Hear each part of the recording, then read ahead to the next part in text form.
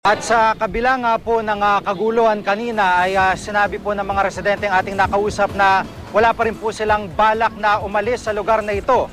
At kinuwento pa ng ilang mga residente kung paano nila pinaghandaan ang araw ng demolisyon ngayon. Narito po ang aking report. Sa itsura pa lang ng police truck na ito, tila napasabak ito sa isang gera. Tadtad ng tamang unahan na tila ba niratrat at basag pang salamin. Ang mga tamang ito ay mula sa mulang bato matapos na isagawang demolisyon kanina. Nagmistulang war zone ang bahaging ito ng Sukat Road. Nagkalat pa mga bato at bubog na ginamit ng mga residente. Ilang oras matapos ang demolisyon sa Talipapa, nasa bukana pa rin ng Silverio Compound ang maraming residente. Ayon sa isa sa kanila, may isang linggo nilang pinaghandaan ang pagdating ng demolition team. Tulong-tulong sa paggawa ng panangga sa mga pulis. Gano'ng katagal pinaghandaan ng mga tao dito yung... Matagal na silang handa mula nung marinig nila na i-demolish ng Silverio, naging handa na sila. Ang mga bata takot na takot habang umuulan ng bato at bala sa lugar. Alam ko po, tatamaan ako kanina eh. Walang balak umalis ng Silverio Compound ang mga residente, lalo pa noong taong 2004. Ipinangako raw sa kanila ng nooy baguhang mayor na si June Bernabe ang paggagawad sa kanila ng lupang ito. Galit sila sa pagpapalis, lalo pat walang malinaw na malilipatan. Lahat ng mga taga-Silverio na po talaga. Saka nangako si Bernabe noong 2000 po na election na sabi niya, inaward niya yung lupa ito para sa Silverio, taga-Silverio. Bakit ngayon pagkataas ng termino niya, babawiin niya yung sinabi niya? Kasi dito na ako nagdalaga, dito na ako nakapag-asawa, tapos may mga apo na ako. Siyempre dito pa rin. Bagamat Talipapa at harapan lang ng Silverio Compound ang tinama ng demolisyon, naniniwala ang mga residente na susunod na ang loob ng compound. Kaya't katulad daw kanina, paghahandaan din nila ang araw na iyon. Handa pa rin ba yung mga tao kung ano naman yung mangyayari? Sakali, siguro nakahanda pa rin yung mga taga-Silverio. Nakaantabay pa rin ang mga tauhan ng SWAT ng Parañaque Police para siguraduhin ang katahimikan sa lugar.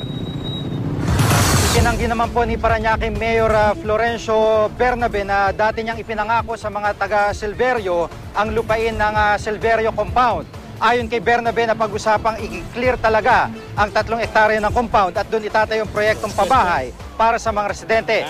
Hahanapan naman daw ng pansamantalang paglilipatan ng mga apektadong residente. Kapag nakalis na ang mga settler, ay agad daw sisimulan ang proyekto.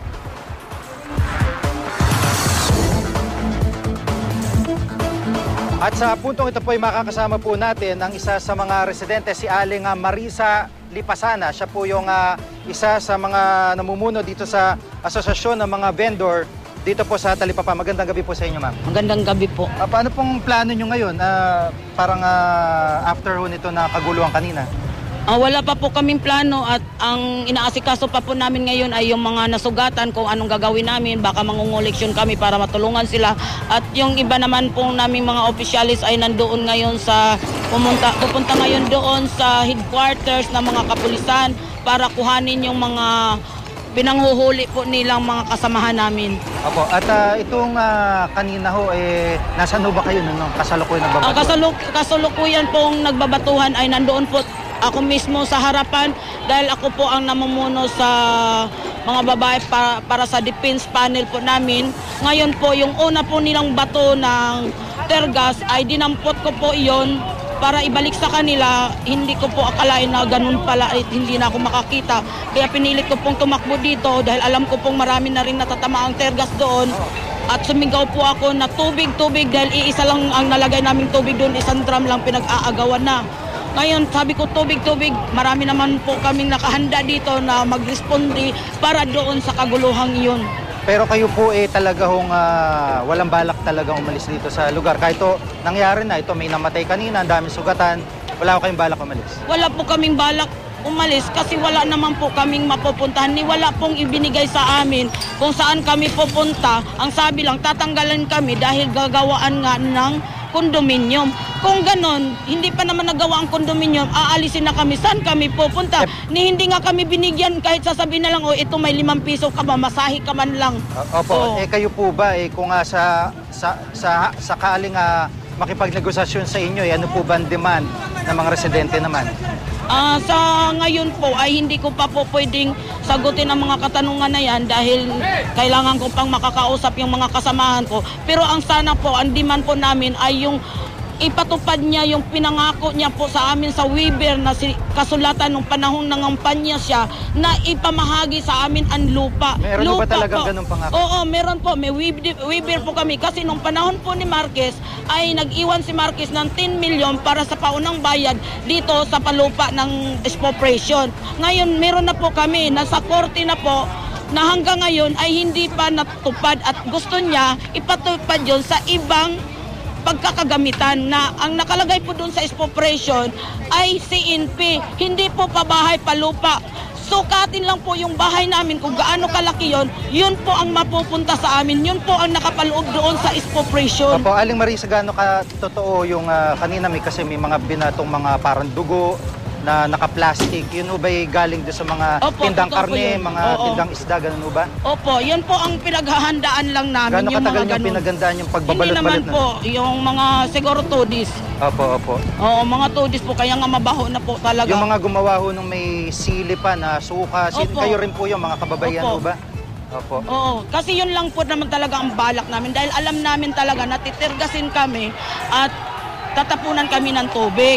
Ngayon hindi po namin na yung mga kabataan namin dito naggagawa ng ganon. Hindi po namin sila sinabihan na mambato po sila ng mga bato. Ito rin, Nagulat yung mga na lang po nanggaling dito. kami, nagulat na lang po kami sa ganong reaksyon. Opo. Ang pinag-uusapan at pinagmimitingan lang po talaga namin ay yun lang po ang ibabato namin yung mga sili at mga hasang Opo, na isda. siguro po, panguling salita, ano po yung apela niyo sa mga otoridad dito po sa inyong kalagayan ngayon?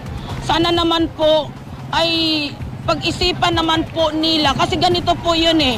Narinig po kasi namin na yung mga pulis Paranaque ay hindi naman sumunod sa kautusan ni Mayor na sugurin kami. Ang mga pumunta daw ditong mga pulis ay sa sa ibang lugar din yun. Sana naman kami mamamayan, hindi naman kami magulo, naghahanap buhay na lang kami, kaya lang naman nagkakagulo dito kasi ginugulo kami. Sana naman para sa tao sila, para sa tao dapat sila. Ang mga pulis naman kanina talagang wala silang dalang baril, yung mga nakablo. Ang namaril lang po ay yung mga nakaitim, yung mga SWAT. Yun po ang namaril talaga. Kitang-kita po namin sa Channel 11, pinalabas nila kaganina, alas 12 ng tanghali, pabalik-balik na talagang nangraratrat sila kaya maraming patay sa amin. 3 po ang kumpirmado ngayong patay, marami ang nasa hospital, critical pa yung iba. Ang presidente po namin ng Bindors, ang asawa po niya ay nasa hospital, hindi pa nakuha ang bala.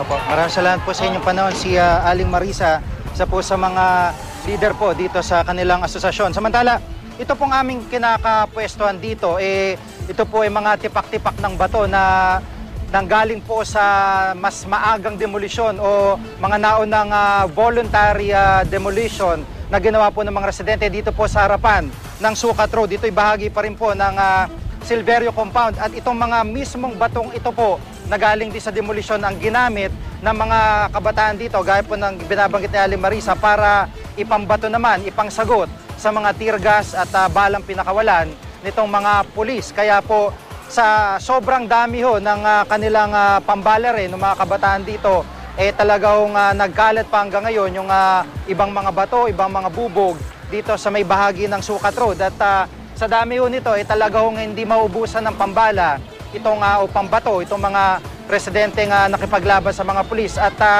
ito nga po yung pinangangambahan din ng karamihan dito dahil ito rin po ang gagamitin nila kung sakasakaling babalik ang mga demolition team para trabahuhin naman yung parting loob ng compound na kanila pong pinangangambahan. At ito nga po ay hindi po nila alam kung kailan po magpapatuloy bagamat ito po ay inaasahan nila at kanila na rin daw pong paghahandaan.